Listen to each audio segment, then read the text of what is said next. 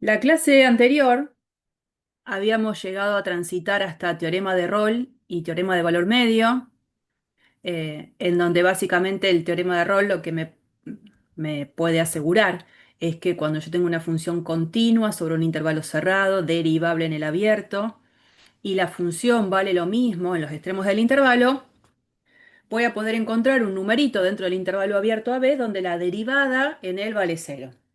Teorema que lo hicimos, lo demostramos en esta placa. Después vimos hipótesis en cuanto a qué tan importantes son las hipótesis de continuidad y derivabilidad para que sea efectiva la conclusión del teorema. Eh, Después ya nos vimos, esperen que voy admitiendo, gen. Ya no nos fuimos al teorema de valor medio o el teorema de Lagrange, en el que se piden solo dos condiciones que coinciden con las dos primeras condiciones del teorema de Rolle, y en este caso se puede asegurar que, Sí, dale. bueno, que existe. Voy a intentar, sí, voy a intentar ir más breve. Hola, bueno. Ah, porque se siente alguien hablar. Existe un C perteneciente al intervalo B, donde la derivada en ese C coincide con este cociente que se obtiene de evaluar la función en el extremo de llegada del intervalo, menos el extremo de partida, sobre perdón, la función en el extremo de llegada, menos la función en el extremo de partida, sobre B menos A, que sería la longitud del intervalo. Y la idea es que geométricamente lo que uno puede asegurar en esta interpretación, que no es una demostración, es solo una interpretación de la conclusión del teorema, es que va a existir un cierto punto dentro de lo que es la gráfica de la función, en el cual cuando me para en ese punto, punto que será de coordenadas c, f en c, voy a tener una recta tangente a la gráfica de la función que va a ser paralela a la recta secante que une al punto A chiquitita, f de A chiquitita, y al punto B chiquitita, f de B chiquitita. ¿Mm? Hicimos la demostración y hasta ahí habíamos llegado. ¿Qué es lo que vamos a hacer hoy? Vamos a continuar con lo que serían los corolarios del teorema de valor medio. Corolarios no son más que otros teoremas, pero que usan al teorema de valor medio para poder demostrarse. Entonces, por eso son como corolarios, como aquellos teoremitas que vienen de la mano de el teorema de valor medio. El primero tiene que ver con esto. Si f es una función cuya derivada es nula a lo largo de todo un intervalo abierto, si f es una función que tiene derivada nula a lo largo de todo un intervalo abierto, entonces la función es constante, ¿no?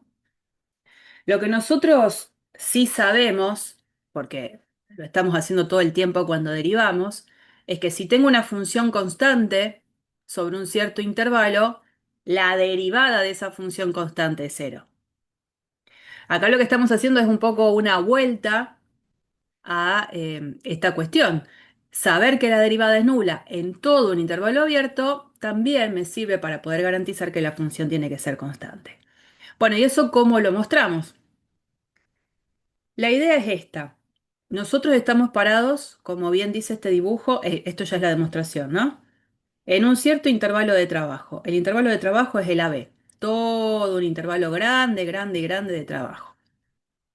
Si yo quiero mostrar que la función es constante, lo que tengo que mostrar es que la función vale lo mismo en cualquier punto de ese intervalo.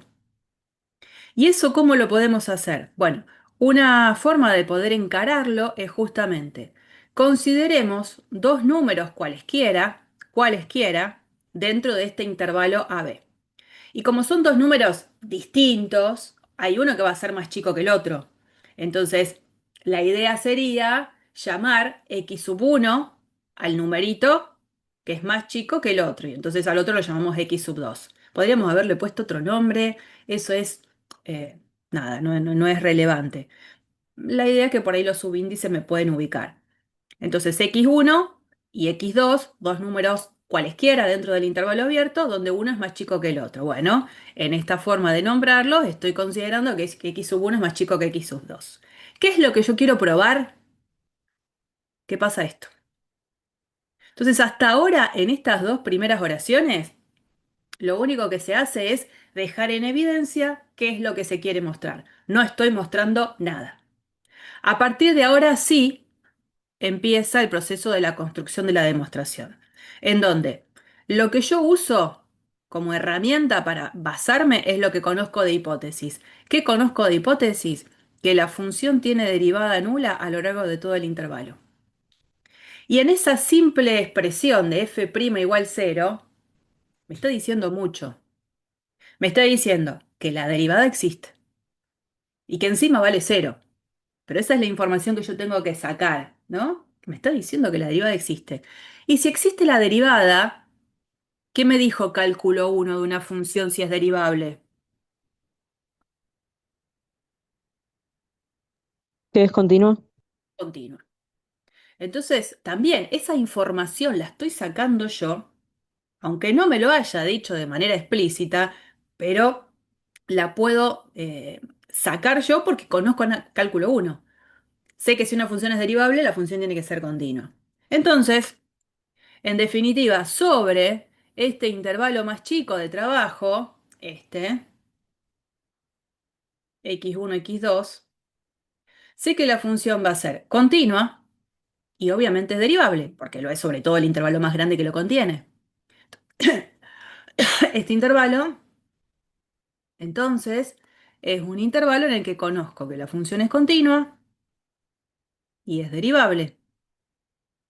Esas dos hipótesis me permiten, junto con el teorema de valor medio, asegurar que va a existir un cierto numerito c por acá adentro en el que se pueda asegurar que la derivada en c tiene que coincidir con este cociente. Era la función evaluada en el extremo derecho del intervalo menos la función evaluada en el extremo izquierdo del intervalo sobre lo que es la longitud del intervalo, x2 menos x1. Entonces, el hecho de conocer que la derivada era cero, en donde en realidad lo único que hice fue en principio focalizar en que la derivada existía, me permitió escribir todo esto. Hasta acá. Ahora, focalizando en el hecho de que sí sé lo que vale la derivada, no solo que la derivada existe, saber que vale cero, digo, a ver, si sobre todo el intervalo verde abierto AB la derivada vale cero, quiere decir que particularmente la derivada en C, que es un elemento dentro de ese intervalo, también tiene que ser cero. Entonces, como yo sé que la derivada en C tiene que ser cero por hipótesis, entonces este cociente es cero. Y para que en un cociente, para que el cociente sea cero, quien tiene que ser cero es el numerador. Entonces, esto es lo que tiene que ser cero, por lo tanto, llego a esta conclusión. Y si f en x2 menos f en x1 es igual a cero, lo que estoy diciendo es que f de x2 es igual a f de x1. Y ahí se termina de demostrar el teorema. Acuérdense que yo en estos dos primeros renglones, dejaba en claro qué es lo que yo quería mostrar. Y bueno, lo mostramos. Entonces ahora sí sé también que si una función tiene derivada nula a lo largo de todo un intervalo abierto, tiene que ser constante. ¿Alguna pregunta sobre esto?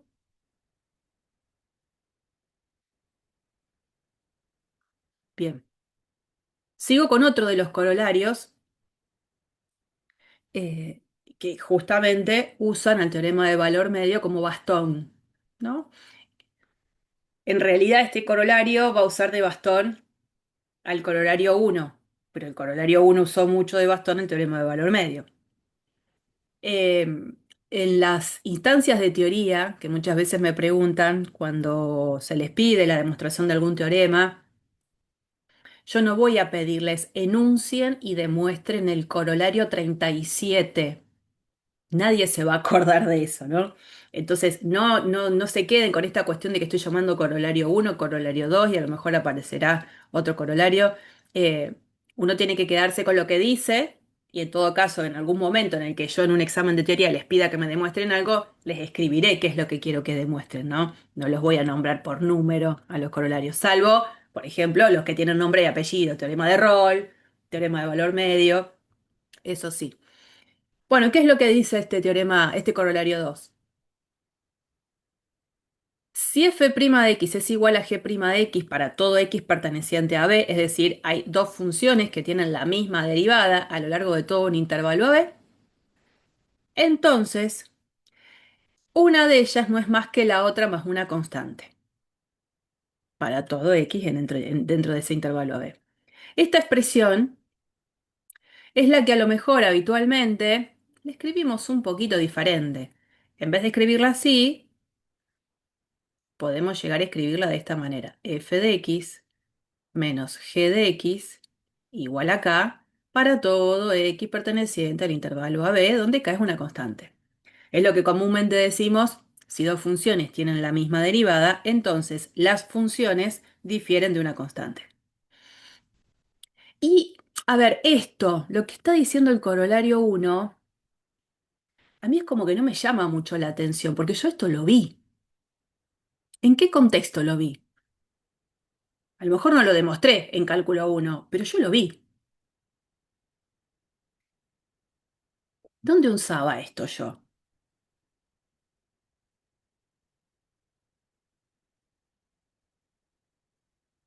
¿Mm?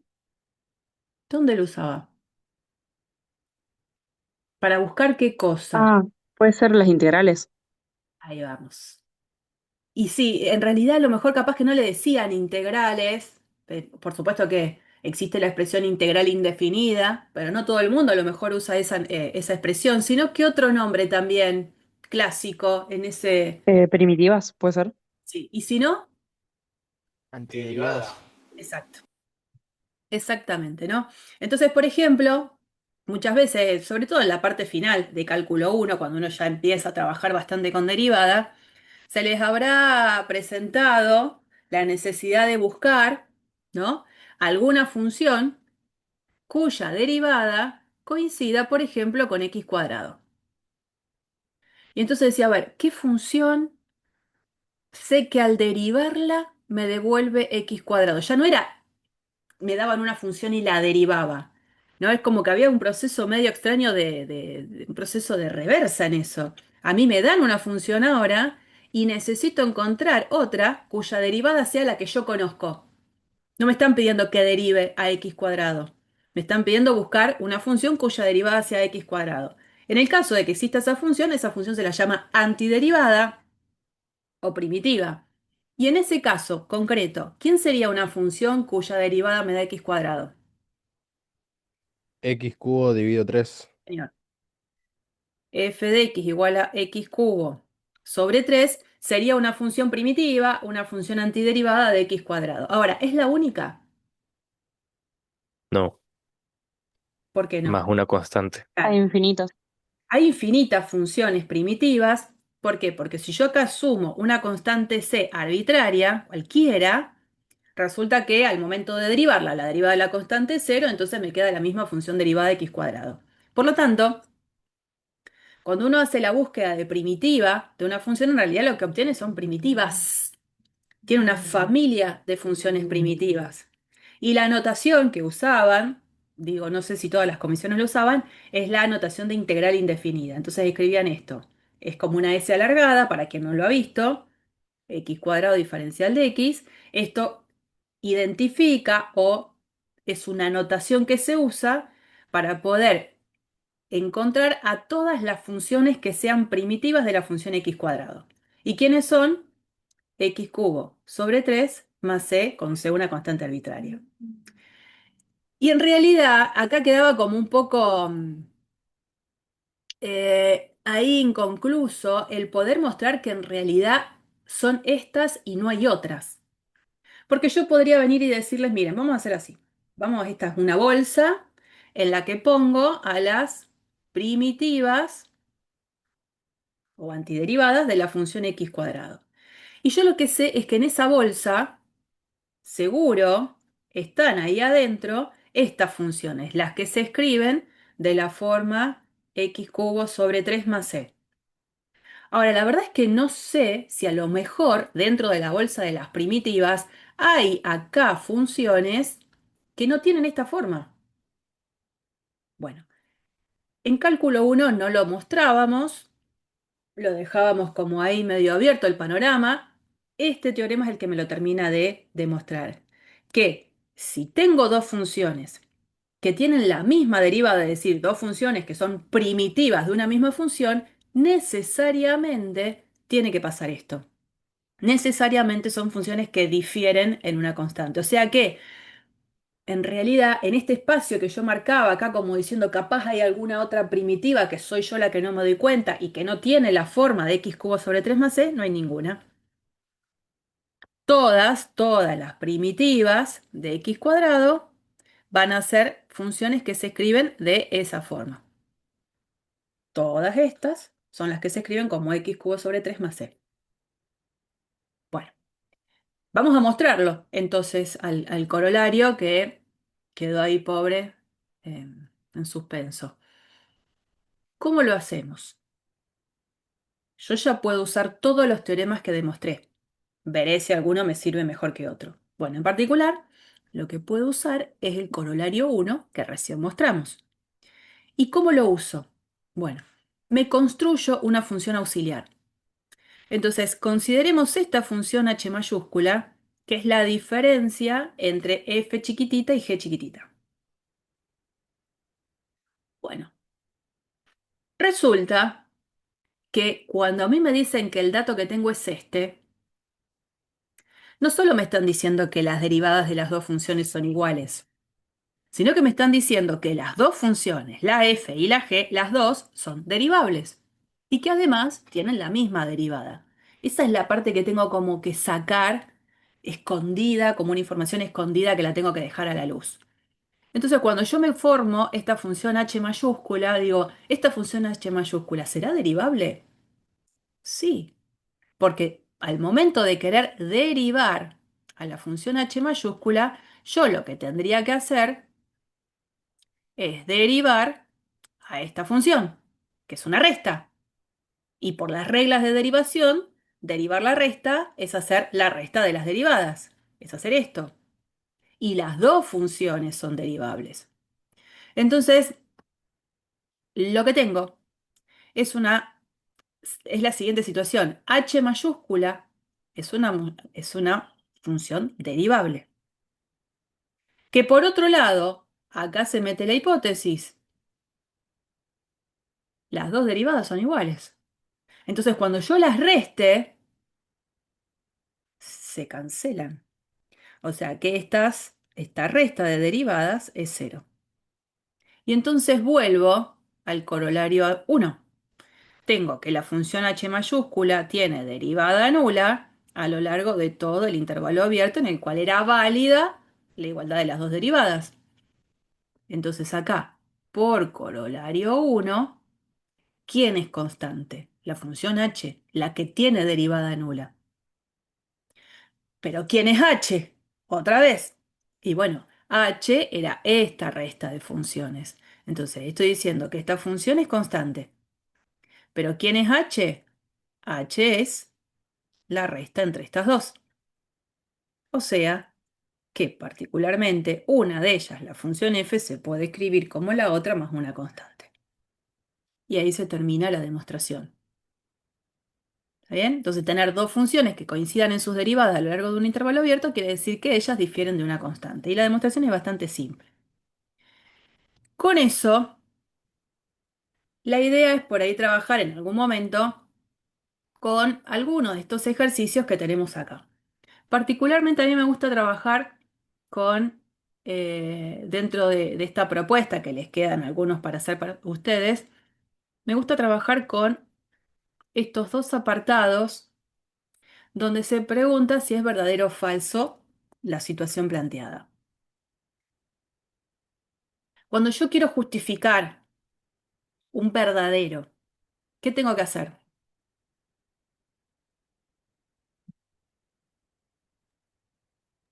Demostrar de forma absoluta, digamos, no encontrar un caso particular, sino en general. Exactamente, hay que demostrarlo. Y si quiero justificar que algo es falso, Encontrás un solo ejemplo en donde sea falso y ya demostrás que no es universal. ¿Y cómo le llamamos a ese ejemplo habitualmente? Un contraejemplo. Eso, ¿no? Un contraejemplo. Bien. Bien. Vamos entonces a ver si esto es verdadero o falso. Anoto acá arriba lo que decía el corolario uno. Corolario uno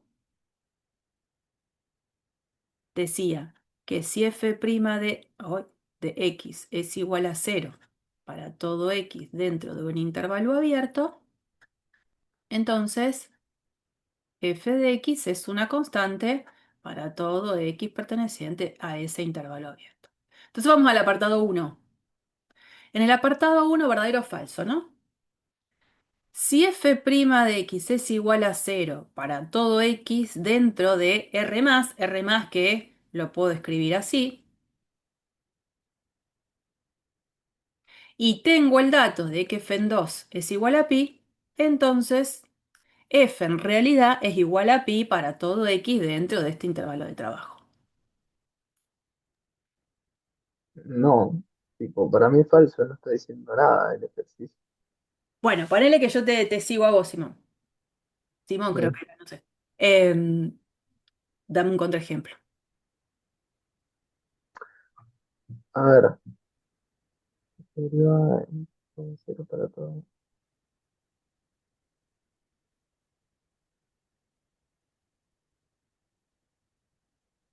No es lo mismo que el corolario uno. Ah, No me acuerdo. No es lo mismo. sí, no, pero igual, a ver, te está dando un rango, que es el rango x entre cero y infinito, Sí, con los reales positivos, y está diciendo que f derivada en x, o sea, en cualquier x, es igual a cero. sí. Entonces, es constante. Entonces, si f en x2, si f en 2 es igual a pi, no, no, entonces sí es verdadero. O Bueno, viste sea, cómo vuelve al anterior. uno empieza como a buscarle la vuelta, como que se convence. Lo que pasa, ¿cuál es la diferencia con el corolario uno? En el corolario uno se habla de un intervalo que es abierto, pero acotado. O sea, tengo números como extremos dentro de ese intervalo. Es un intervalo que se llama acotado. Este intervalo no es acotado, es abierto, pero no es acotado. Entonces no es Creo que va a cambiar. Si, si está diciendo que en cualquier lado es la derivada igual a cero. bueno. Pero ¿y cómo hago? Porque la verdad que yo coincido, es verdadero. ¿Cómo hago para mostrarlo usando lo único que tengo a mano, que es el corolario uno? Porque no es idéntica la situación. Entonces yo tengo que acomodarlo para que el corolario uno realmente me sirva a mí de aliado. ¿Cuál es el problema? Este. El problema es que el intervalo acá en cuestión tiene este infinito acá.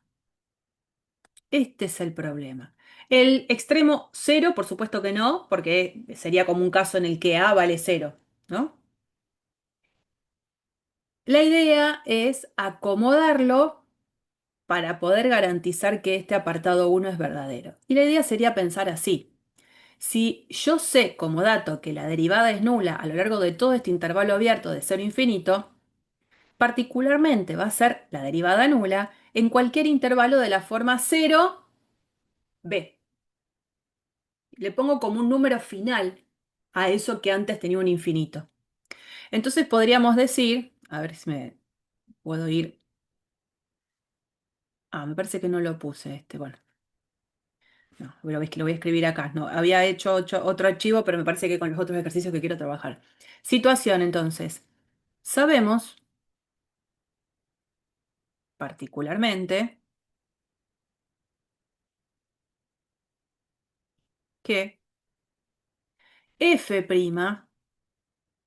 es igual a cero para todo x perteneciente a, no iba a poner lo mismo, no quiero poner lo mismo, a todo x perteneciente a un intervalo de la forma cero b con b un número positivo cualquiera.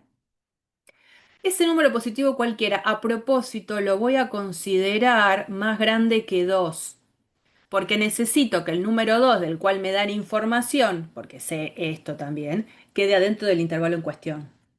Entonces yo tengo el intervalo 0b, donde el 2 anda por acá, ¿no? Entonces, si la derivada es nula sobre todo el intervalo de 0 a infinito, particularmente lo es sobre cualquier intervalo de la forma 0b, donde b particularmente lo elijo más grande que 2. Entonces, acá sí se mete el corolario 1, porque estoy trabajando sobre un intervalo abierto pero que es acotado, y entonces sí puedo decir que la función es igual a una constante a lo largo de, a lo largo de todo ese intervalo en juego, para todo x perteneciente a esto, ¿no?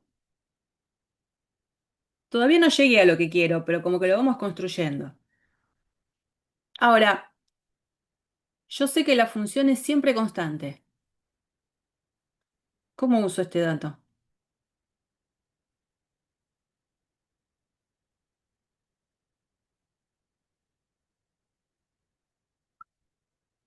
Sé que la función siempre es constante en ese intervalo 0b. Y tengo este dato. ¿Para qué me sirve?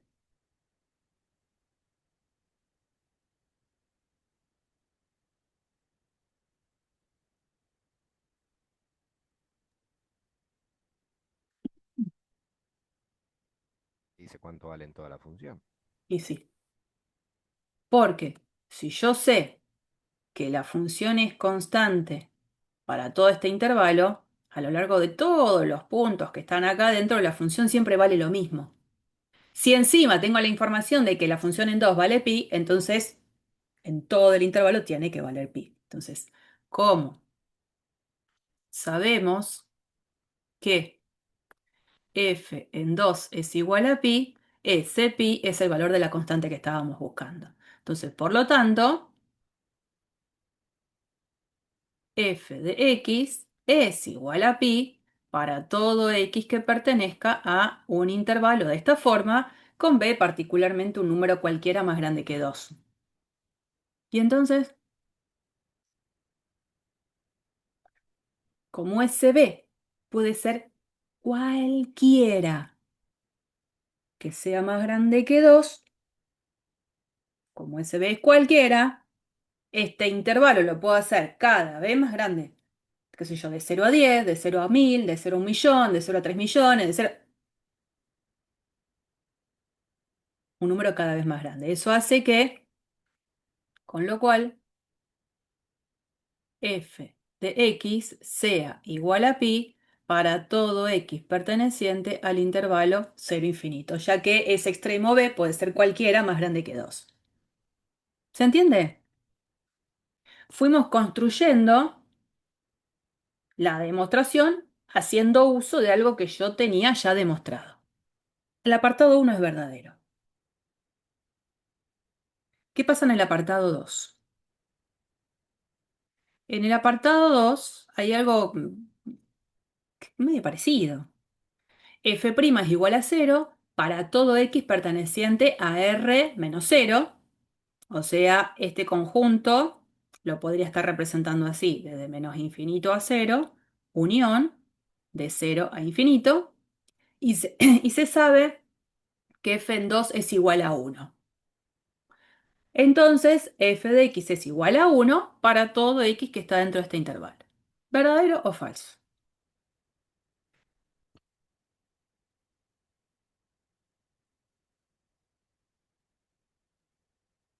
Casi lo mismo. Lo que está cambiando, bueno, salvo el valor de pi que ahora se transformó en 1, lo que está cambiando es esta parte, que antes teníamos este conjunto y ahora tenemos esto. ¿Verdadero o falso? Falso porque no es continua. A ver, puede Para ser. mí es verdadero, pero es lo mismo que, a ver, uno va hacia el infinito. Ah, es para todos los reales menos el cero. No, no, pensé que era tipo como el otro, nada más que el cero no estaba incluido. ¿No? Sí, lo que él decía de continua. Muchas veces lo que hacemos es decir, bueno, es continua en su dominio. Y ya con Ah, eso, ok, ok. como que me salteo el cero. Puede ser que sea solamente verdadero para la parte de entre cero e infinito, pero no sabemos qué pasaría en menos infinito cero, porque Bueno, son dos conjuntos distintos técnicamente. milagros. Cuando vos empezás a pensar en eso, decís, bueno, acá es como que le estoy poniendo condiciones para que sea verdadero. Yo no puedo poner ninguna condición para que sea verdadero. Y si le tengo que poner una condición para que sea verdadero, entonces me parece que esto es falso. Sí, sí, a eso voy. Entonces, cuando es falso, ¿qué hago? Un contraejemplo. ¿Cuál podría ser?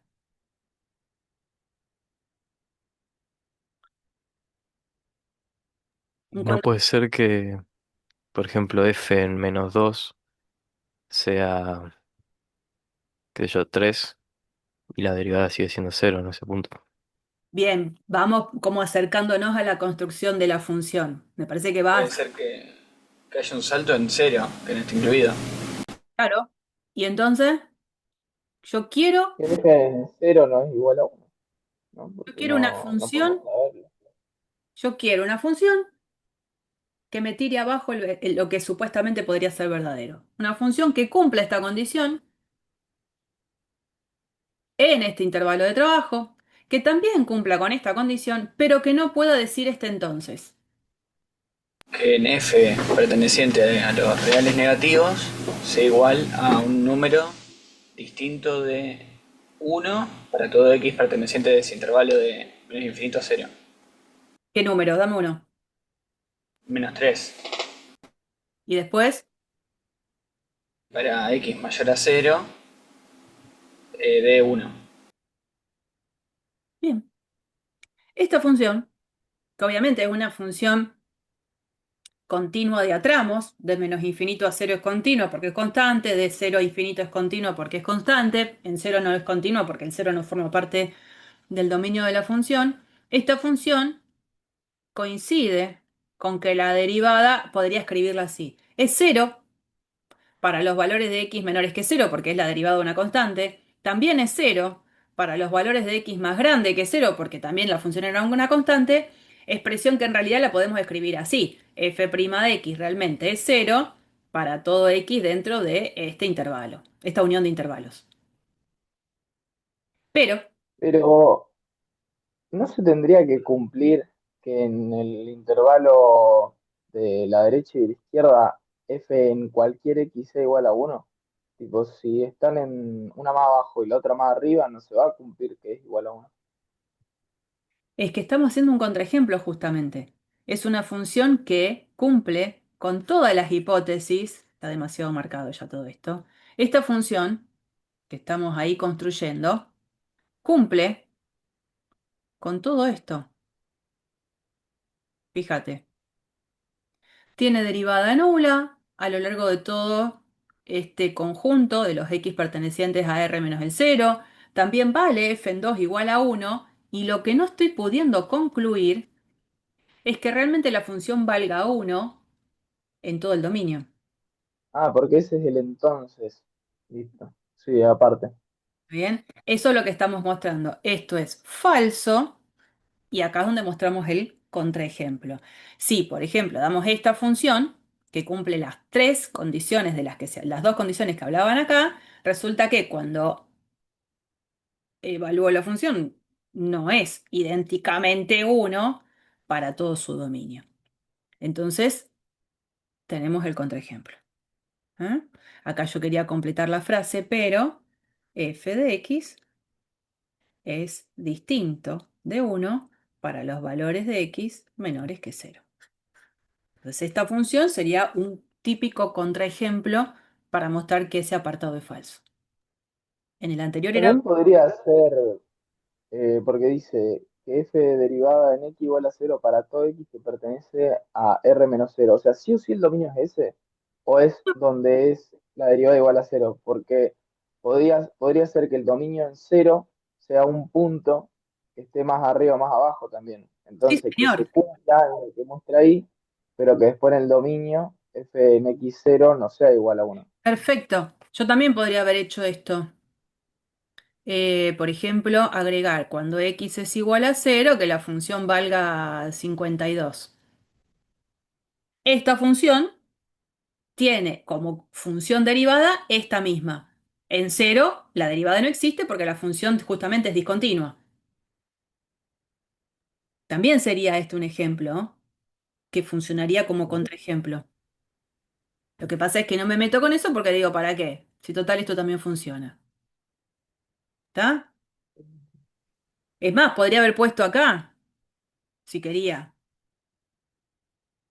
En 0 la función pega un salto, la función no es continua, por lo tanto no es derivable y la derivada va a seguir siendo esta misma, la que vale 0 para todo x, excepto en 0. ¿Eh? Diferentes situaciones que servirían para construir una función que sea el contraejemplo que estábamos buscando. Bueno, en esta instancia yo siempre digo lo mismo. Este ejercicio de verdadero o falso muchas veces me ha pasado que lo trabajábamos en clase, lo discutíamos como estamos haciendo acá, y a lo mejor formaba parte de algún apartado dentro de un parcial. Y la mitad de la gente lo hace mal. Entonces digo, no sé qué es lo que sucede. Es probable que a lo mejor como sea una de las primeras clases queden un poco en el olvido, pero ténganlo en cuenta. No quiere decir que ahora, porque yo les hice este comentario, en el parcial se los voy a poner algo parecido. Pero recuerden que existen estas situaciones, que existen los corolarios, que se pueden usar como justificativo. No lo dejen esto pasar. Ténganlo siempre en cuenta. Bien, y quería, voy a borrar todo esto.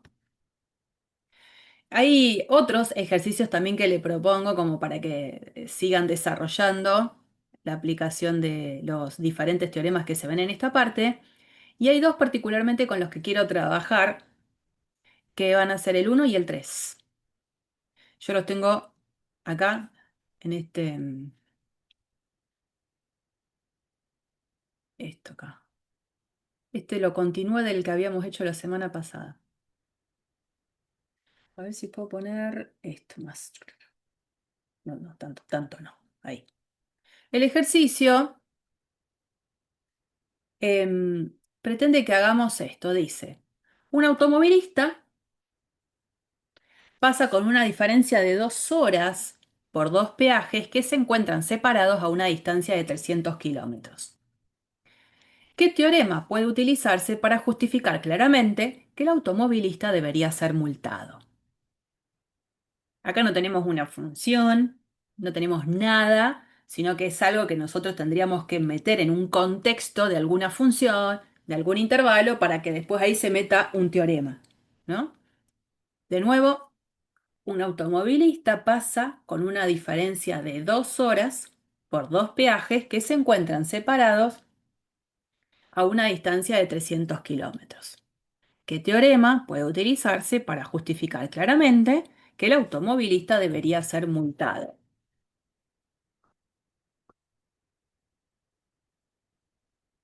Si hablo de algún teorema, primero tengo que hablar de alguna función. ¿Qué función sería la que podríamos estar en este momento trayendo a colación a esta situación?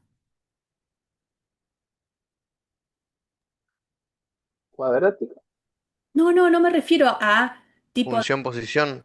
claro, a eso me refería. A eso me refería, ¿no? Podría decir, bueno, consideremos f de t función posición del automovilista al tiempo t, pero el tiempo que estaría medido en qué acá, en horas, a la hora t. Y entonces la situación es que hay, qué sé yo, peaje 1, vamos a suponer que todo recto, re lindo, peaje 2 y la distancia que hay entre los dos peajes es de 300 kilómetros, ¿no es cierto?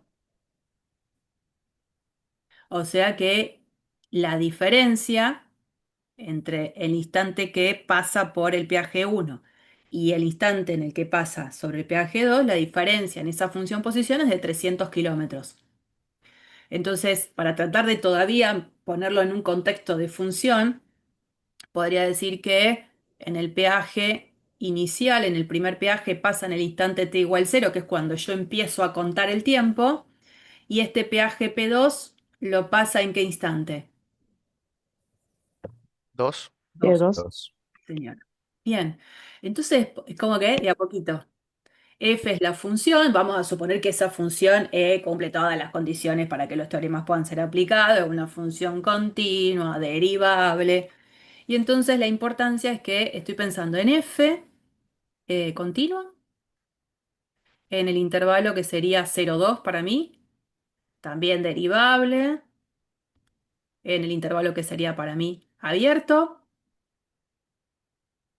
y cuando me habla de, dice, ¿qué teorema puede utilizarse para justificar claramente que el automovilista debería ser multado? Debería ¿No ser puedo usar el teorema de valor medio para demostrar que por lo menos en algún momento fue a 150 kilómetros por hora? bien. Y cuando vos usás ese teorema, usás la derivada, ¿no es cierto? Ajá. Y la Claro, sí. derivada en esta función, ¿qué sería? Velocidad. La, sí, velocidad.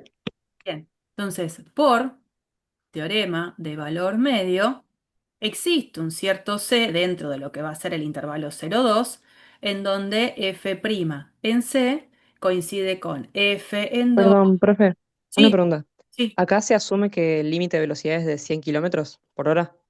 Mira, me va a dar 150. Entonces, y Ah, bueno, sí, sí, pero 100, para, 110, como, 120, 130, el sí, 150 ya quedó por fuera. Sí, vamos a claro, suponer. sí, sí. Bueno, entonces la cuestión es que f en 2 menos f en 0, que tiene que ver con esa distancia recorrida, es de 300 kilómetros, dividido 2 en horas, esto es 150 kilómetros, kilómetros por hora, ¿no?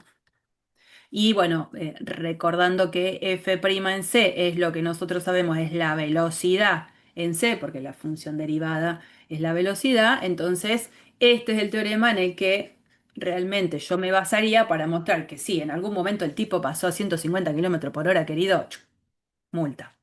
¿Mm? Bueno, eso es lo que pretendía el ejercicio, no es que había que hacer mucho más, poder buscarle la vuelta de meterlo en un contexto donde aparezca una función, un intervalo y algún teorema importante. Bien, eso.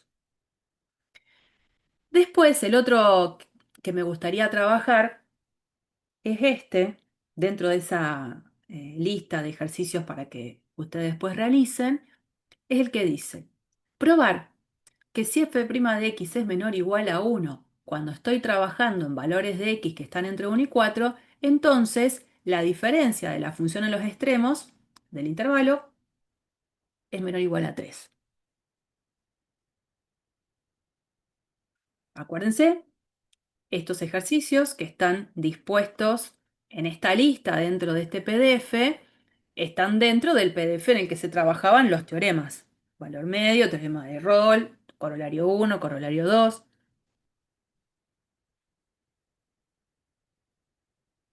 ¿Cómo puedo hacer para mostrar esto donde no tengo ni idea quién es la F? Lo único que tengo es el dato de que deriva menor o igual a 1.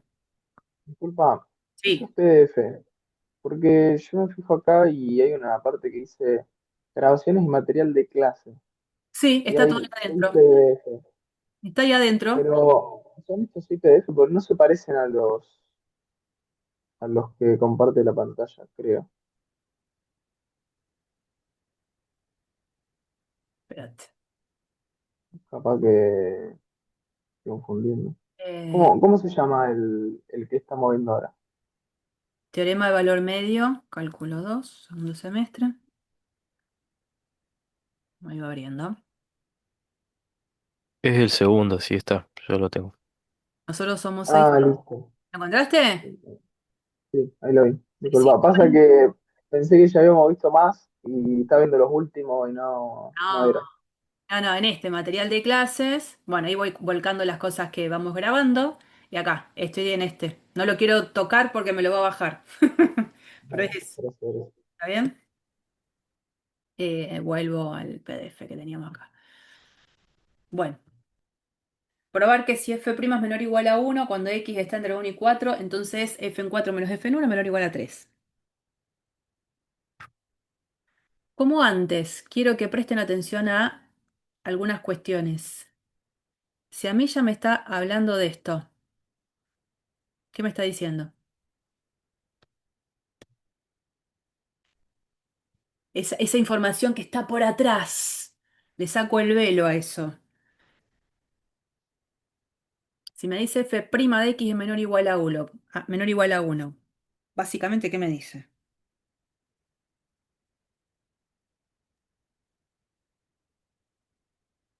Que no es constante el intervalo ese. No, no me dice eso. Que es una fracción, No, es un que, poco... ¿Qué? que si es derivable, por lo tanto es continua. Claro, voy a eso que le saco como... Me dice f' menor o igual a 1. Fantástico. Pero entonces, ¿qué me está diciendo? Que es derivable.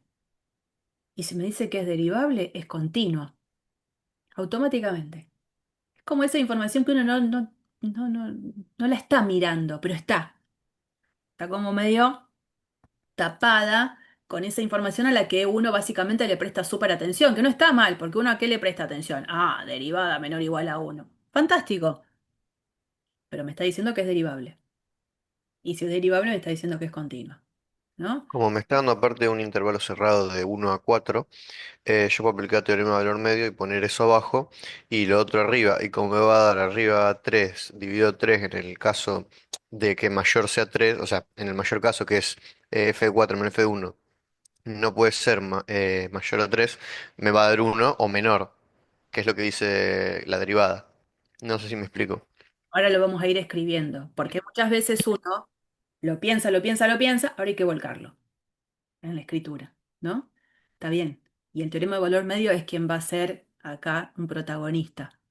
Entonces, la idea es f' de x menor o igual a 1 en lo que sería el intervalo 1, 4.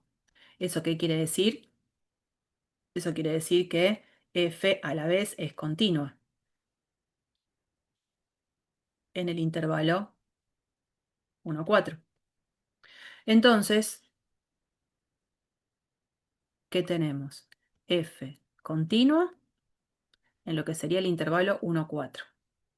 F es derivable en el intervalo 1, 4 cerrado, pero la verdad es que si lo es en el cerrado, con más razón va a ser en el abierto, ¿no? Escribo lo que necesito para aplicar el teorema que estoy pensando. Entonces, por teorema de valor medio, existe un cierto numerito C dentro del intervalo 1, 4 en el que f' en C es f en 4 menos f en 1 sobre 4 menos 1. Es decir, bueno, f en 4 menos f en 1 sobre 3. ¿Y ahora?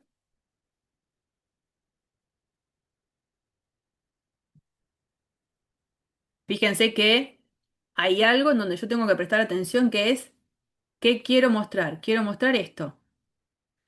Y f en 4 menos f en 1 ya logré que aparezca. Bueno, ¿y ahora?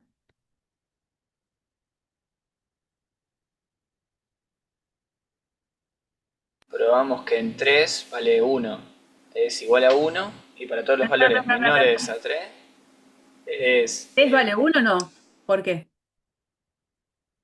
que los valores que asume f en 4 menos f en 1 van de 3 a menos infinito sería. ¿Y eso de dónde Entonces,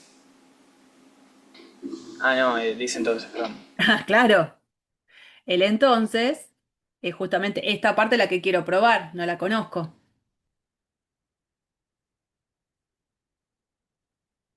Voy a reescribir un poco lo que dijimos. Entonces, Tenemos que comprobar que la parte de arriba sea menor a 9, ¿o no? la parte de arriba tiene que ser menor o igual que 3, dice.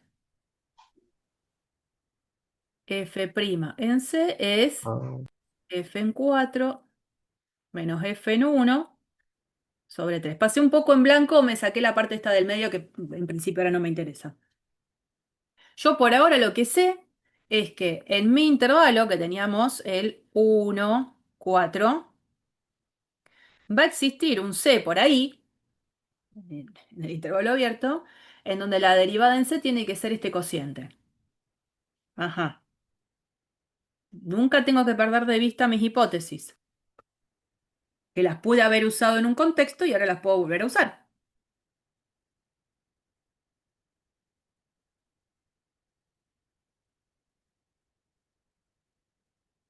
¿Qué es lo que hasta ahora no usé de mi hipótesis?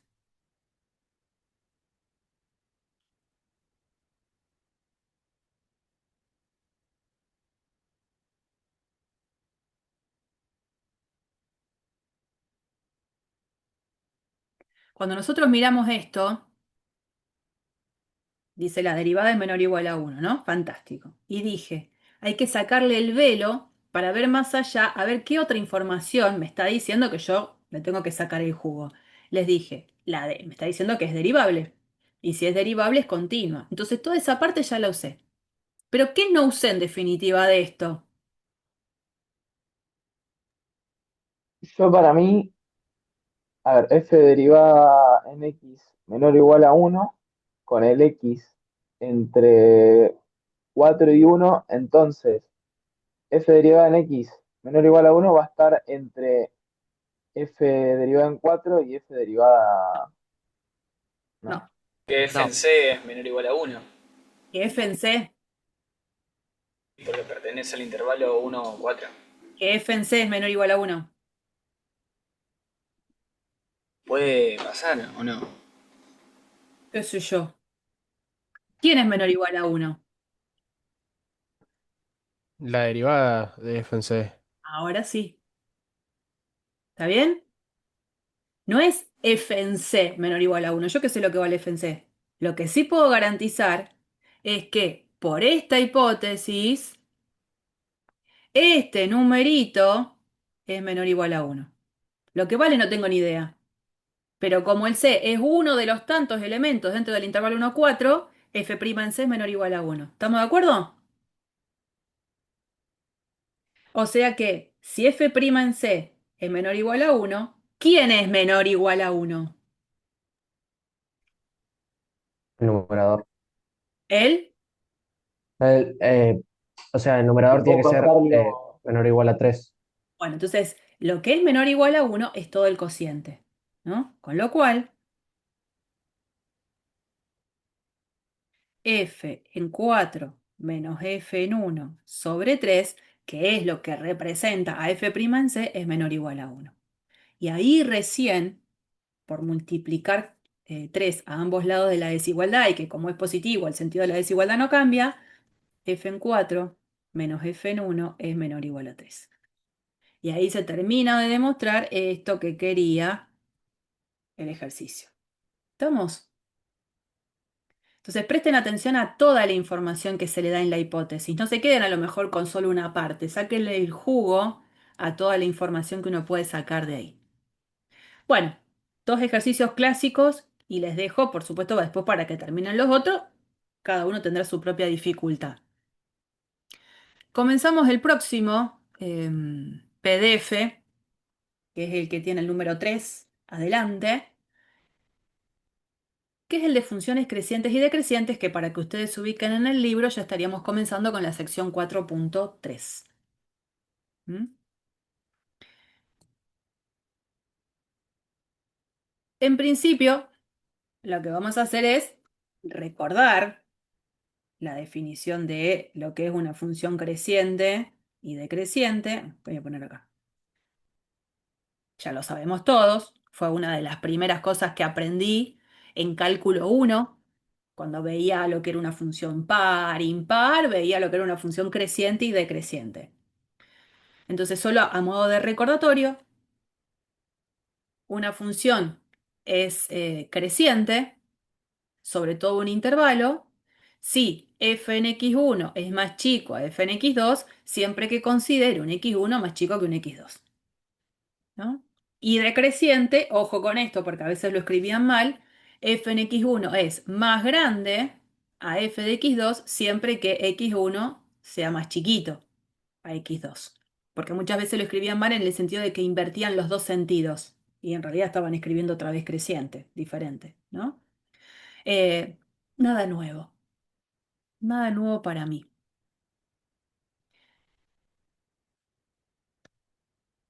Situación. En esta gráfica, no importa la ley, la gráfica, uno puede observar que primero está acotada en un intervalo AB, definida, y que sobre ese dibujo, claramente, la función presenta características diferentes en cuanto a cuándo es creciente y cuándo decreciente. Entonces, me puedo dar cuenta que es creciente en cada uno de estos intervalos, ¿no? C1, C2, acá. Después, ¿dónde? En C3, C4, de acá para acá. Y después en C5, B. Ahí es creciente. ¿Y dónde es decreciente? En los intervalos que quedaron, desde A hasta C1, después desde C2 hasta C3, en toda esta parte, y después de C4 a C5. Bueno, bien con esa observación. La idea sería preguntarme lo siguiente: ¿qué signo tiene la derivada en cada uno de esos intervalos? Y eso lo vamos a ver con un archivito que tengo acá de GeoGebra, que tengo la misma gráfica, para que veamos algo. Quiero salir de la versión esta. Ahí va. GeoGebra. Acá. Tengo el mismo dibujo, es el mismo. Porque lo único que hice fue eh, Profe, copiar. disculpa, cuando Dígame. una función constante es decreciente, ¿Cuándo? la Perdón, ¿cuándo? pendiente, cuando una función no constante, una función lineal es decreciente, la pendiente era negativa. Sí, señor. Entonces siempre que sea decreciente va a ser negativa la pendiente. Sí. O sea que va a ser la función derivada va a ser negativa. Bueno, pará, porque vos estás haciendo como demasiado amplio en la conclusión, porque empezaste solo con una función lineal. El Y tema es, pero la derivada, sí.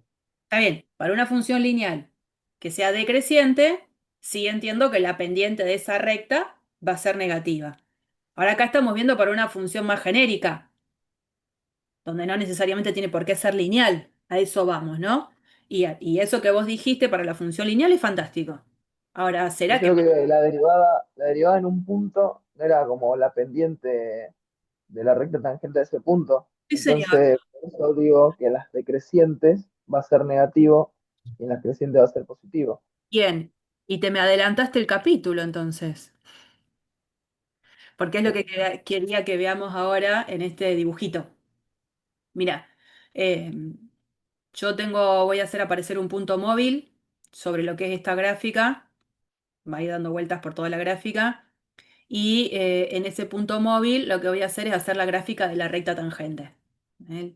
Eh, Fíjense que a medida que yo me voy cambiando, va cambiando la posición de la recta tangente. ¿Y qué quiero que veamos?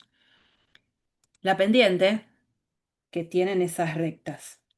Entonces, en el tramo que va desde A hasta C1, era un tramo donde la función es decreciente, lo vemos, ¿no? Y fíjense acá cómo queda expuesto la pendiente de la recta tangente y veamos un poco toda esa conclusión que hablabas recién. Si yo me voy corriendo, van cambiando los valores, es correcto. No quiero ver, a ver qué número toma particularmente, sino que veamos la característica en cuanto al signo. Si yo me manejo sobre este pedacito de la gráfica, lo que estoy viendo es que las rectas tangentes son todas rectas con una pendiente que es negativa. Bueno, acá justo en C1 voy a tener un problema que la función ahí no es derivable, ¿no? Desde C1 hasta C2, me voy corriendo, la función de C1 a C2 es creciente. Y las pendientes tienen un signo, son todas positivas. Una vez que llego a ese puntito, desde C2 hasta C3, la función vuelve a ser decreciente. Y fíjense que cuando yo voy trasladándome por el punto dentro de la gráfica, las pendientes van cambiando, obviamente, pero todas esas pendientes tienen la particularidad de ser siempre negativas. Hasta que llego acá, bueno, es casi un cero ahí. Desde C3 hasta C4 la función vuelve a crecer. Fíjense que las pendientes ahora van cambiando, sí, pero todas tienen el mismo signo, positiva, positiva, positiva, hasta que llego a este puntito. Bueno, no estoy llegando así como súper exacto, pero después de C4 a C5 la función vuelve a ser decreciente y las rectas tangentes vuelven a tener una pendiente negativa. Y desde C5 hasta B, que la función es creciente, evidentemente lo que va a tener que pasar es que las pendientes de las rectas tangentes van a tener que ser todas positivas. Bueno, eso que pasa no solamente para funciones que son lineales, me lleva a decir, bueno, ¿no será que va a tener que pasar que cuando esté en un tramo de la gráfica de una función donde la función sea creciente, la derivada va a tener que ser siempre positiva porque se puede ver representada en la pendiente de la recta tangente? ¿Y será que tiene que ser que la pendiente de las rectas tangentes tienen que ser negativas cada vez que esté sobre un tramo donde la función es decreciente? En principio es una pregunta. Bueno, después lo que vamos a hacer es contestarla. Vamos a ver que realmente se va a poder mostrar lo siguiente. Supongamos que f es una función continua, sobre todo un intervalo cerrado y derivable en el abierto. Bueno, no me quedó a mí mi dibujo derivable en el abierto, ¿no? Pero al menos pudimos hacer un poco de inspección. Si la derivada es positiva para cada x dentro del intervalo abierto, entonces la función es creciente sobre este intervalo cerrado. Y si la derivada es negativa para todo x en el intervalo abierto, la función es decreciente en el intervalo cerrado. Y eso lo vamos a mostrar. Vamos a mostrar el apartado A, el apartado B no, pero porque en realidad es casi un copiar y pegar, cambiando algunos sentidos de los signos. Y entonces, bueno, para demostrar el teorema, tanto sea para el apartado A como para el apartado B, lo que tengo que tener en cuenta es que hay algo común a tener como hipótesis, que es, sabemos que f es continua sobre el cerrado, derivable sobre el abierto. Eso es una hipótesis inicial que la tengo tanto para el apartado A como para el apartado B. ¿Qué pasa en el apartado A? Además de conocer que la función es continua en el cerrado y derivable en el abierto, lo que conozco es que la derivada es positiva. Entonces son tres hipótesis. Continua en el cerrado, derivable en el abierto, derivada positiva. Entonces, lo que hay que mostrar es que la función es creciente. Bueno, por algo hicimos un poco la introducción con el repaso de qué significa que una función sea creciente. Una función es creciente si cada vez que tomo un x1 más chico que un x2, entonces la función en x1 es más chico a la función en x2. Y eso es lo que vamos a mostrar. Por ahí va a pasar la demostración. Justamente vamos a considerar dos elementos cualesquiera dentro de este intervalo cerrado AB. Entonces yo tengo el intervalo AB cerrado y tomo dos elementos diferentes, por supuesto uno es más chico que el otro, estamos llamando x1 al más chico, x2 al más grande. ¿Qué es lo que queremos mostrar? ¿Qué pasa esto? Que f en x1 es más chico f de x2. Si lo puedo mostrar, estoy mostrando que la función es creciente. Bien, para mostrarlo voy a tener que hacer uso de los teoremas que en algún momento ya demostré con las hipótesis que tengo. Entonces, miro lo que tengo. Hipótesis básica para el apartado A y apartado B, continuo en el cerrado, derivable en el abierto. Si yo particularmente decido trabajar acá, en este intervalo, las hipótesis de continuidad y de derivabilidad en el cerrado de la continuidad y en el abierto la derivabilidad, ¿se cumplen en este intervalo más chico? ¿Qué me dicen?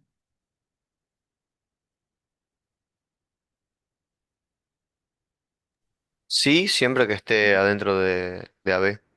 Y está dentro de B, porque no puedo irme a un lugar donde supuestamente yo no estoy trabajando. Entonces, si me restringo a trabajar sobre el intervalo AB y estoy considerando dos elementos que están ahí adentro, evidentemente, en este intervalo más chico, la función también va a cumplir con la continuidad y la derivabilidad.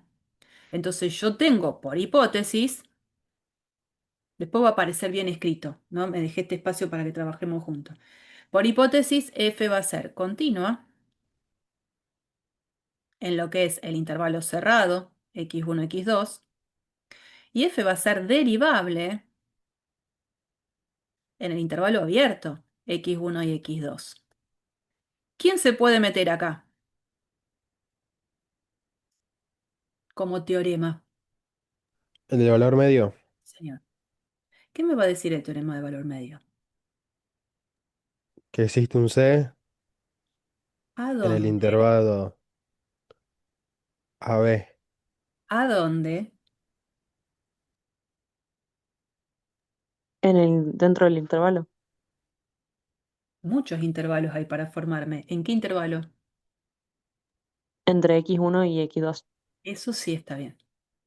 Que está dentro del intervalo AB también, sí, es cierto, no te puedo decir que no. Pero lo correcto para aplicar el teorema de valor medio es que ese C esté dentro de este intervalo abierto x1 y x2. ¿Está bien? En donde pasa que f' en C coincide con ¿quién? F en X2 menos f en x1 dividido x2 menos x1. señora. Bien, bien. Todo esto que Y esto escribí, tiene que ser, perdón, sí, dale. esto tiene que ser mayor a cero y sabemos que x2 menos x1 es mayor a cero, por lo que lo de arriba también tendría que ser mayor a cero. Sí. Esa es la información que hasta ahora no había usado, ¿no? Porque todo esto que escribí fue solamente usando las hipótesis que eran en común para los dos apartados. Ahora, particularmente, sé que esto sucede. Entonces, esto sé que es positivo. Entonces,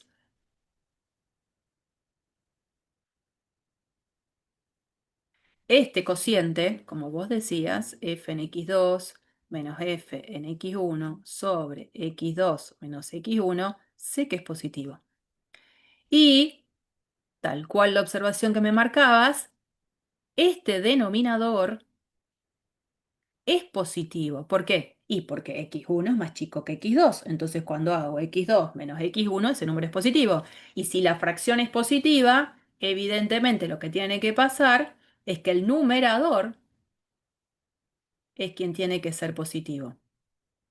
O sea, f en x2 es más grande a f en x1. Y capaz que esa no sea la presentación más adecuada, yo esto lo puedo reescribir como f en x1 más chico que f en x2. ¿No? Es como que lo leo de acá para allá, así.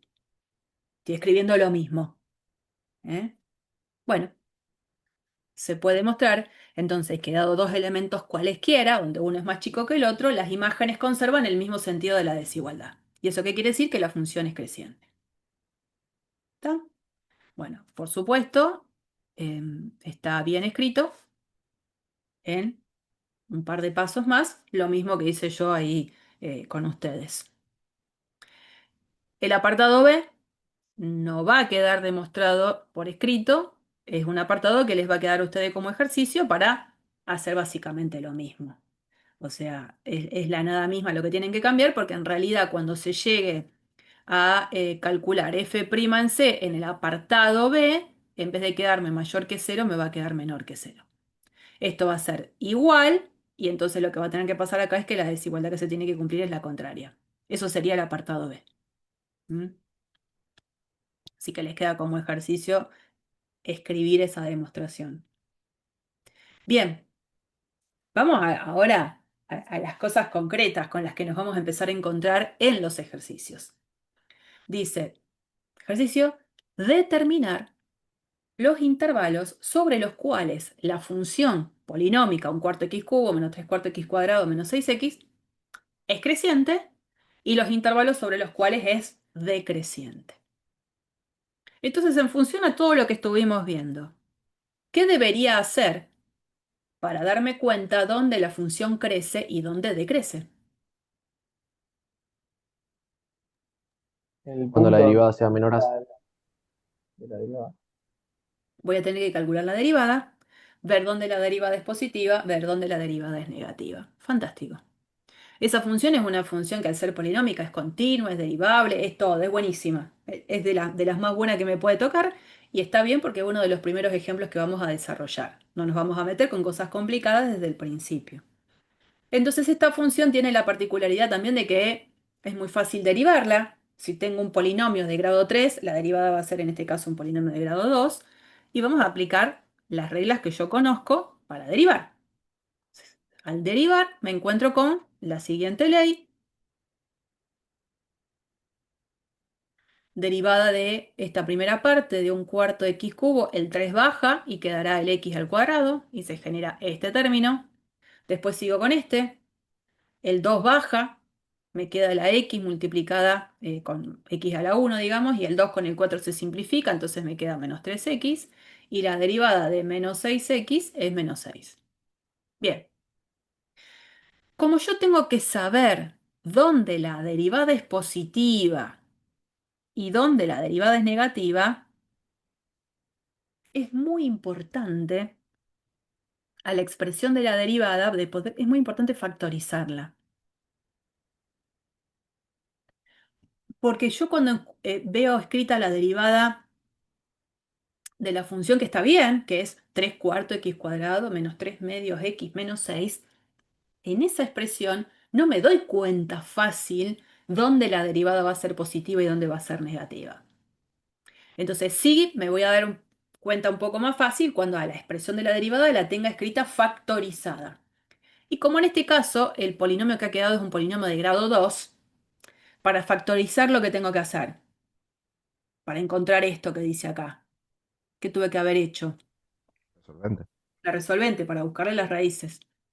Evidentemente el número menos 2 y el número 4 han sido las raíces de esta función f' y por supuesto, ¿quién viene acá? ¿Quién sería este numerito?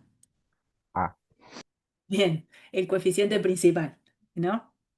Que no me tiene que faltar nunca.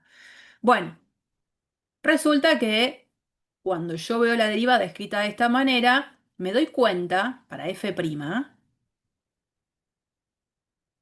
que la derivada vale 0, ¿dónde? Menos 2 y 4. En menos 2 y 4. En esos dos numeritos, la derivada vale 0. Entonces voy a tener que identificar cuál es el signo que tiene la derivada en cada uno de estos tramos. Porque sobre cada uno de esos tramos, el signo de la derivada va a ser siempre el mismo.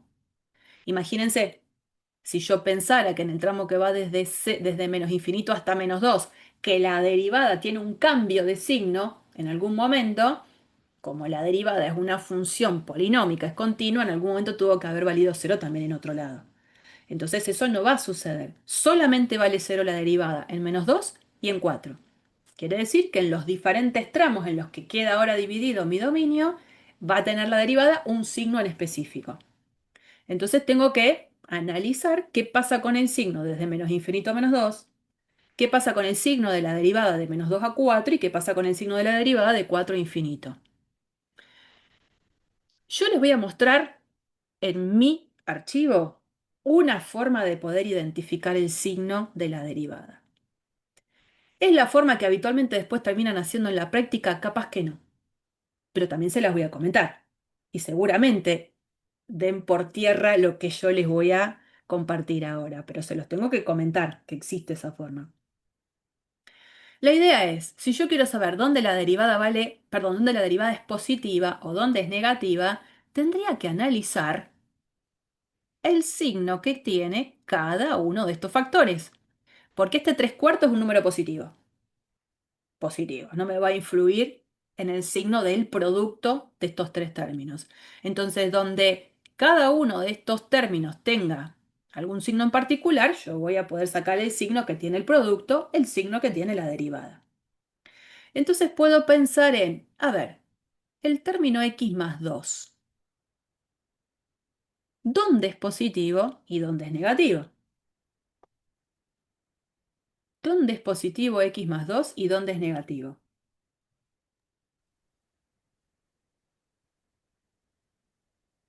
¿Qué me dicen?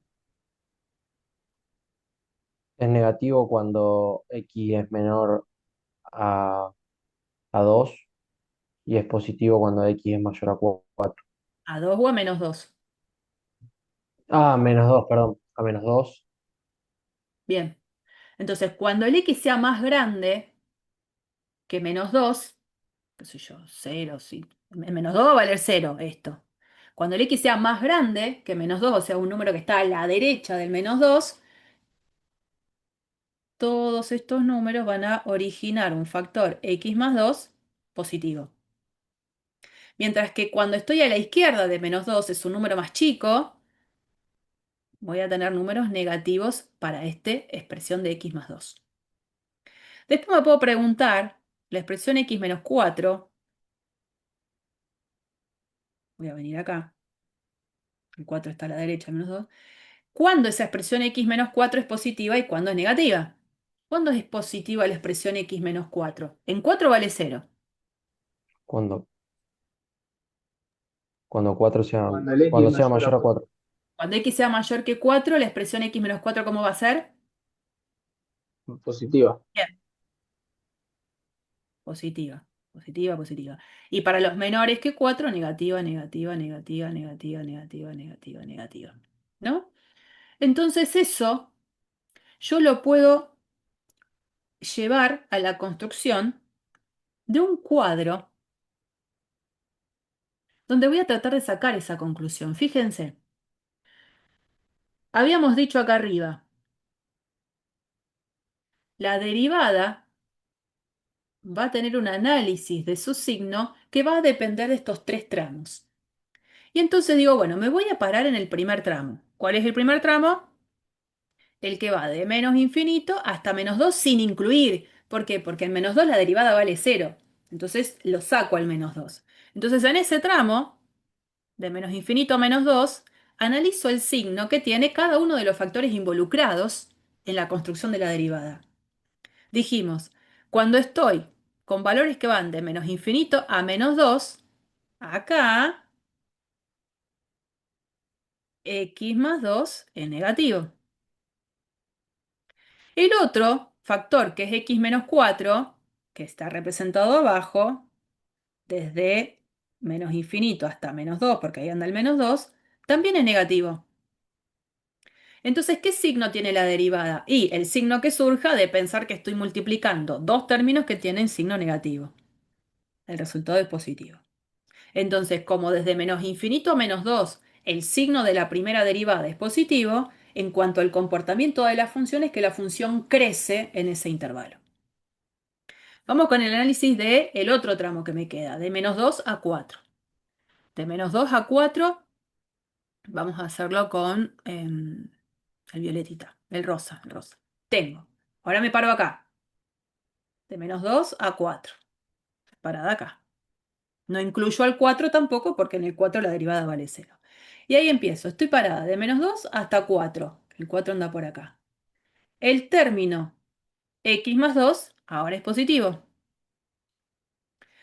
¿Qué pasa con el factor x menos 4? Y desde menos 2 hasta menos 4, el término x menos 4 es negativo.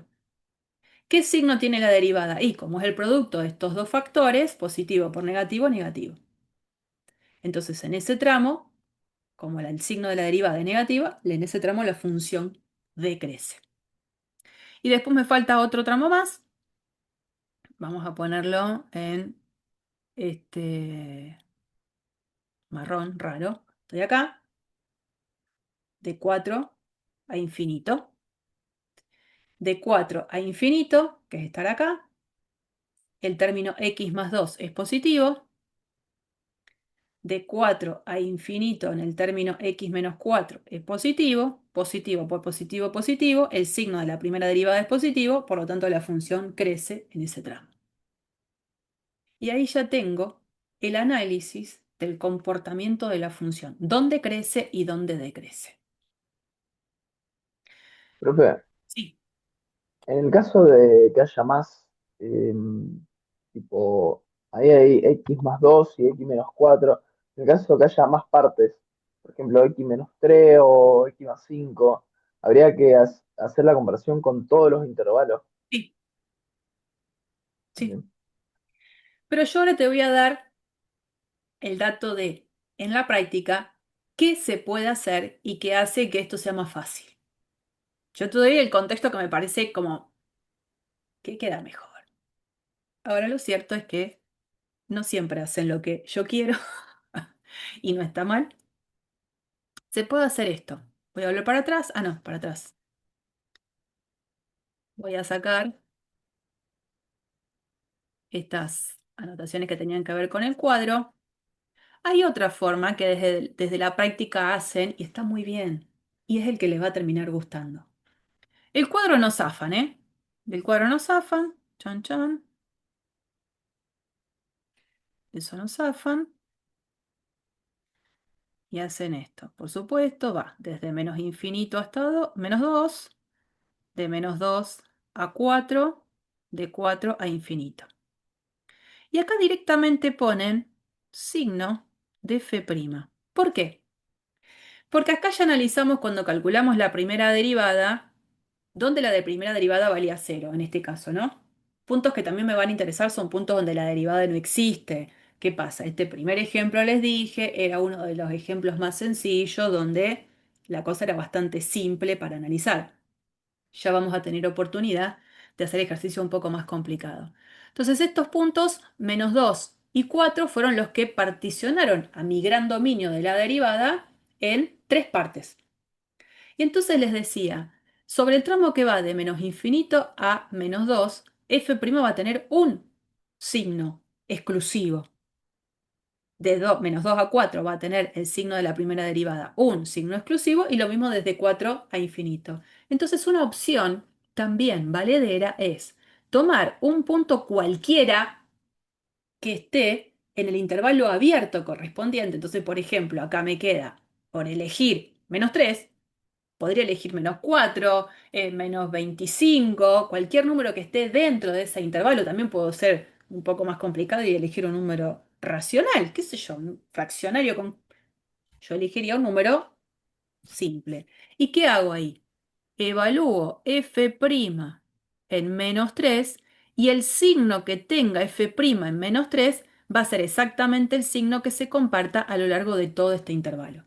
En este caso nos quedaba positivo, porque lo hago, voy a tener que hacer la cuentita. F' en menos 3 es 3, 4 por menos 3 más 2 por menos 3 menos 4.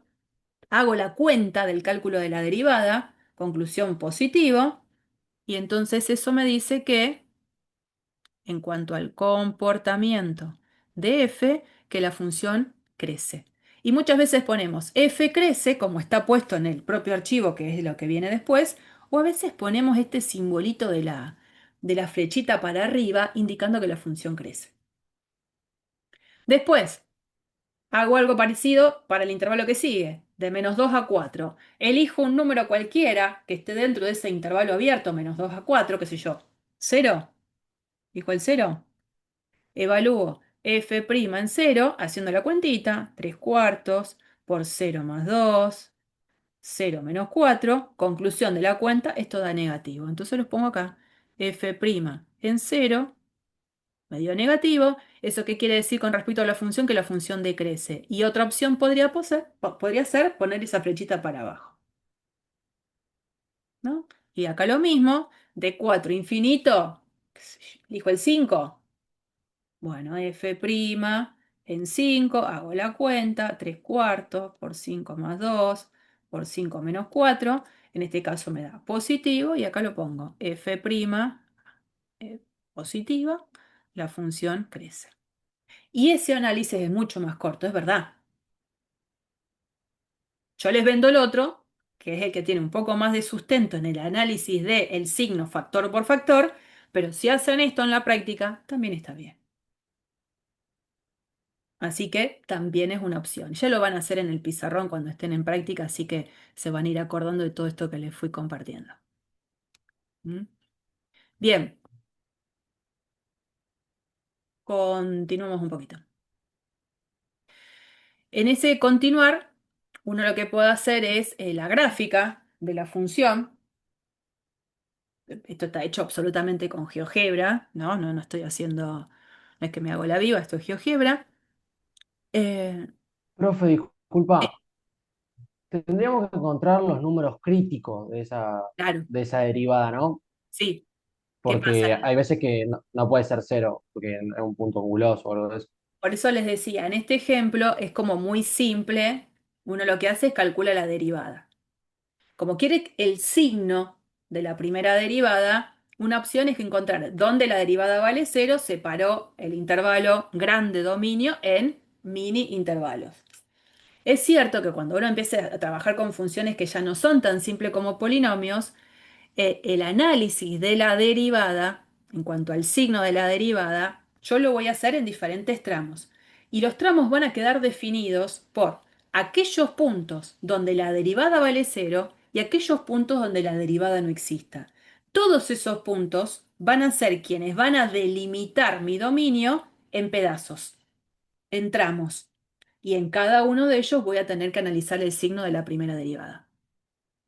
O sea, ¿qué pasa? En este ejemplo particularmente, si tiene números críticos, que los tuvo, que eran el número -2 y 4, los tuvo porque la derivada valía cero. Como el tipo de función es polinómica, no iba a encontrarme con números críticos que surgieran porque la derivada no existe.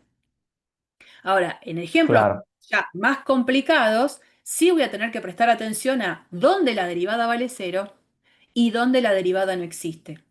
Todos esos puntos van a ser lugares que van a ir separando a mi dominio en mini porciones, en las cuales voy a tener que analizar el signo de la derivada. Sí, sí, sí, sí. Todo eso es gracias. importante, claro. Bueno, entonces, fíjense lo que sucede acá. Yo les insisto, les brindo la gráfica, ¿no? Teníamos el número -2 y el número 4, -2 y 4, que eran los números críticos que teníamos para esta función. Cuando yo veo la gráfica, porque me la están compartiendo, gráfica que obviamente eh, se ve evidenciado lo que habíamos hecho en la construcción de la conclusión. De menos infinito a -2, la función era creciente, porque la derivada era positiva. De -2 a 4, la función es decreciente porque su derivada era negativa. Y desde 4 hasta infinito, la función era creciente porque la derivada era positiva. Y cuando miro el dibujo, digo, a ver, -2 y 4 terminaron siendo mis números críticos. ¿Y qué pasa en -2? ¿Tengo algún extremo relativo o no? ¿Qué puedo ver? Sí, dos extremos relativos, tenés -2 y en 4. El punto en el cual se da el extremo relativo -2, 7 es un extremo ¿qué? ¿Qué extremo relativo? ¿Qué tipo de extremo relativo? Local. No, ¿Pero no, qué? Máximo local. máximo, igual. Máximo local. Y en el punto 4 -20 es un punto en la gráfica donde lo que tengo es un mínimo local. Entonces, ¿habrá alguna manera de identificar estos máximos o mínimos relativos, si es que existen, sin necesidad de ver la gráfica? Porque en realidad estamos viendo la gráfica ahí, ¿no? Y bueno, ¿qué se puede hacer? Si pasa dependiente positiva a negativa, es un máximo local, y si pasa dependiente negativa a positiva, es un mínimo local. Bueno, y eso hay que probarlo, ¿no? Eso es lo que vamos a tratar de justamente hacer ahora. Entonces, nosotros sabemos que si tenemos un máximo o un mínimo local en un numerito, en ese numerito pueden pasar dos cosas. O la derivada existe o no existe. De existir la derivada, Fermat me dice que tengo derivada nula. Entonces, en definitiva, cada vez que esté parada en un máximo o un mínimo local, lo que sí sabemos es que en ese puntito lo que tengo es un número crítico. Insisto, si estoy parada en un máximo o en un mínimo local, en ese punto puede pasar que la derivada exista o no exista. Si existe, Fermat me dice que la derivada tiene que ser cero. Entonces estoy diciendo que cada vez que estoy parada en un máximo o en mínimo local, o no existe la derivada o la derivada vale cero. Y eso que era la definición de número crítico. Ahora, la vuelta no necesariamente es cierta. Si yo estoy parada en un número crítico, no tiene por qué ser en ese número crítico un candidato que haya un máximo o un mínimo local. Puede no haber nada. Clásico ejemplo de eso, la función x cubo tiene derivada nula en cero y la función x cubo es siempre creciente. No tengo un máximo ni un mínimo local en x igual cero. Entonces la idea sería ver de encontrar alguna prueba, un algo que me diga cómo puedo identificar si en un número crítico tengo o no un extremo local. Y entonces aparece, bueno, la pregunta, ¿no? ¿Qué sucede con el signo de f' en las cercanías de los números críticos? Aparece este teorema que es el que tiene que ver con lo que vos estabas recién comentando en el comentario de recién. Teorema. Supongamos, supongamos que estoy parada en un número crítico de una función continua. Estoy parada en un número crítico de una función continua. Apartado 1. Si f' cambia de positiva a negativa en C, entonces la función tiene un máximo local en C. Cosa que, al menos en principio, en mi cabeza tiene sentido. Si la derivada pasa a ser de positiva a negativa, la función f pasa de ser creciente a decreciente. Sí, lo que veo ahí es la presencia de un máximo local. En el apartado B, si f' cambia de negativa a positiva en ese numerito c crítico de la función continua, entonces f tiene un mínimo local. Y también tiene sentido en mi cabeza pensar que la función pasa de ser decreciente a creciente, ¿no? Una cosa es el signo de f' que cambia de negativo a positivo y otra cosa es la interpretación que hago de la f, cómo cambia su comportamiento. Entonces la f pasa de ser decreciente a creciente y tiene sentido que ahí haya un mínimo local. Y luego, la tercera de las conclusiones es aquella que me dice, mira, si yo estoy parada en un número crítico de una función continua y el signo de la primera derivada no cambia de un lado y del otro de ese numerito c, quiere decir entonces que la función no tiene ahí un extremo. Si yo estoy parada en un número crítico y la derivada viene siendo negativa a izquierda del c y sigue siendo negativa a la derecha, es que la función es una función que siempre decrece. Entonces no tengo ahí candidato a que haya un extremo local. Era solo un número crítico. Fíjense particularmente en este, que es un ejemplo solo de un gráfico, un poco las cosas cómo se evidencian. En este C1, yo tengo un punto que es un número crítico, la función es continua, ¿eh? Como dice ahí, tiene que ser continua. En C1 tengo un número crítico porque veo que la derivada es nula. Pero ¿qué pasa? A izquierda y a derecha de C1, la derivada es positiva, la función crece, crece, crece. Ahí no hay un extremo. Después, ¿qué pasa en C2?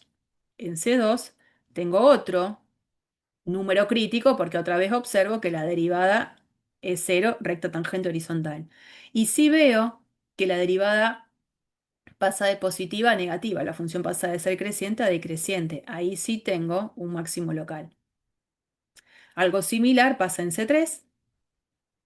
También tengo un número crítico porque la derivada vale cero y acá la derivada pasa de ser negativa a positiva. ¿Qué pasa? Tengo un mínimo local. En C4, ¿por qué tengo un número crítico? Porque f' no existe. No puedo hablar de recta tangente ahí, punto anguloso, la derivada no existe. Sin embargo, la derivada de un lado y del otro pasa de ser positiva a negativa, que tengo un máximo relativo. Cuando veo el gráfico completo, digo, mira, ese lugar en donde hay un máximo relativo a la vez es el máximo absoluto, pero en principio es un máximo relativo.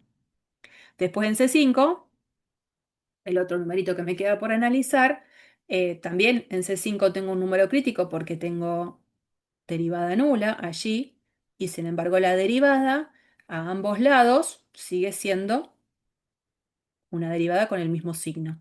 ¿Qué pasa ahí? No tengo un extremo local. Bueno, esto es solo una observación de la conclusión sobre un gráfico. Esto no muestra nada. Lo que lo va a mostrar es lo que vamos a ver acá. Este va a ser ya nuestro último teorema de abordaje en el día de hoy. Criterio de la primera derivada. Entonces, para el primer apartado, fíjense lo que sucede, ¿no? Yo tengo dato de estoy parada en un número crítico de una función que es continua. Y en el apartado A, además, tengo el dato de que f' cambia de positiva a negativa en C. Todo lo que marqué con rosa es todo el dato que yo uso para demostrar el apartado A. Y entonces fíjense cómo sigue la demostración. Si yo sé que el signo de f' cambia de positiva a negativa en C, eso quiere decir que existen dos numeritos que van a conformar un intervalo alrededor del C en el que yo pueda garantizar esto. F' a izquierda de C es positiva y a derecha de C la derivada es negativa. O sea, estoy poniéndole en contexto qué significa que f' cambia de positiva a negativa en C. Poner en contexto significa prestar atención en esto. Si estoy parada en C, que la derivada pase de ser positiva a negativa, quiere decir que hay un cierto intervalo alrededor del C en el que eso sucede. Intervalo que le voy a dar un nombre a los extremos. A este lo llamo A este lo llamo B. Esa es la idea. Ese es el contexto que se le da. Teniendo eso en cuenta, decimos ahora, bueno, a ver, empiezo a escribir algo que tenga sentido, porque yo tengo que mostrar que ahí hay un máximo local. Máximo local, ¿cómo lo muestro? Mostrando que f en C es mayor o igual a f de x para todo x perteneciente a un cierto intervalo alrededor del C. Esa es la definición de máximo local.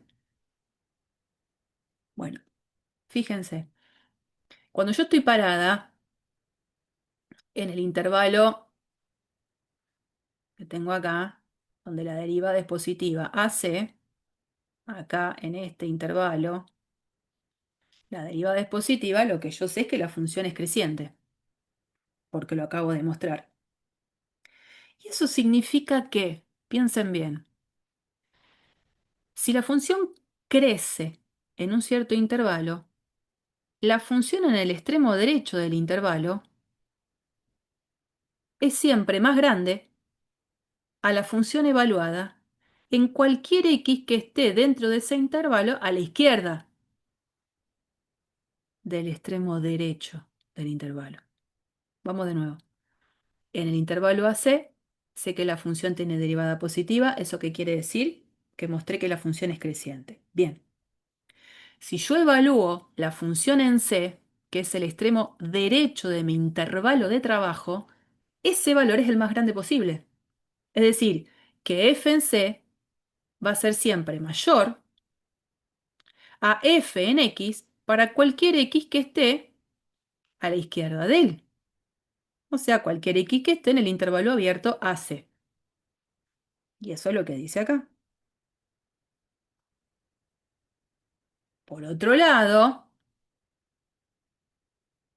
cuál es el dato que tengo. Y, por otro lado, sé que cuando estoy parada a la izquierda de C, ahí la derivada es negativa. O sea, cuando estoy acá adentro, la derivada es negativa. ¿Qué quiere decir? Probé antes que la función es decreciente. Y si la función es decreciente, ahora lo que puedo decir es apenas diferente. La función en C es el valor más grande cuando lo comparo con f en x en cualquier x que ahora esté a la derecha de ese C. O sea, f en C es más grande a f de x para cualquier x que esté dentro de este intervalo. Entonces ahora miro con detenimiento estas dos cosas.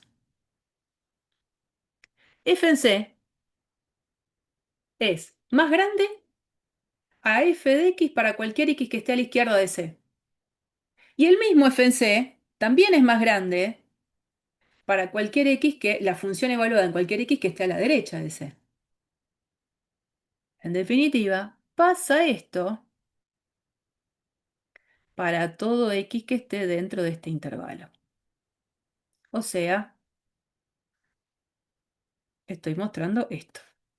F en C es mayor o igual a f de x para todo x en ese intervalo AB. Entonces, el i que yo había puesto acá de la definición es el intervalo AB.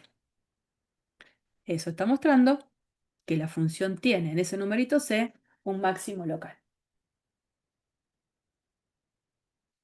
¿Qué es lo que les queda a ustedes como ejercicio? Les queda demostrar el apartado B y el apartado C con el cuidado que necesito. El apartado B es casi un copiar y pegar el apartado A, acomodando las desigualdades que quedan.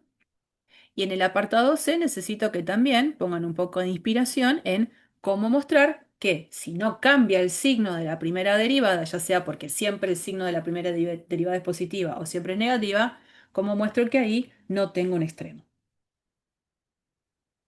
Eso les queda como ejercicio. Así que les sugiero por ahí que sí lo tomen con seriedad eso. Y entonces para terminar, teníamos, volviendo al ejemplo, teníamos esta situación. La función era una función polinómica, yo ahora hago de cuenta que no conozco la gráfica de la función y lo único que tengo es esta tabla hecha de la manera completa como yo lo hice o de una manera un poco más compacta desde el lugar de los conceptos que habitualmente van a hacer en la práctica. Lo que importa es esto, que parada de menos infinito a menos 2 la función crece, de menos 2 a 4 la función decrece y de 4 a infinito la función crece. El número menos 2 y el número 4 eran mis números críticos, que son números candidatos en los cuales puede haber un extremo local. Y entonces cuando veo la tabla, cuando me paro en menos 2, me está diciendo que a la izquierda del menos 2 la función crece y que a la derecha del menos 2 la función decrece. Pasa de creciente a decreciente, lo que tengo en ese menos 2 es un máximo relativo. Y no estoy mirando la gráfica, estoy analizando cómo ha cambiado el comportamiento de la función a izquierda y a derecha del menos 2. Y el número menos 4, que era, perdón, el número 4, que era el otro número crítico para mí, lo tengo acá y acá, yo veo que a la izquierda de 4 la función decrece y a la derecha de 4 la función crece. Eso que me está diciendo que la función tiene un mínimo local. E insisto, no miro la gráfica, miro el análisis de la tabla. ¿Estamos? Bien. Hasta ahí llegamos hoy. Y pausamos entonces la grabación.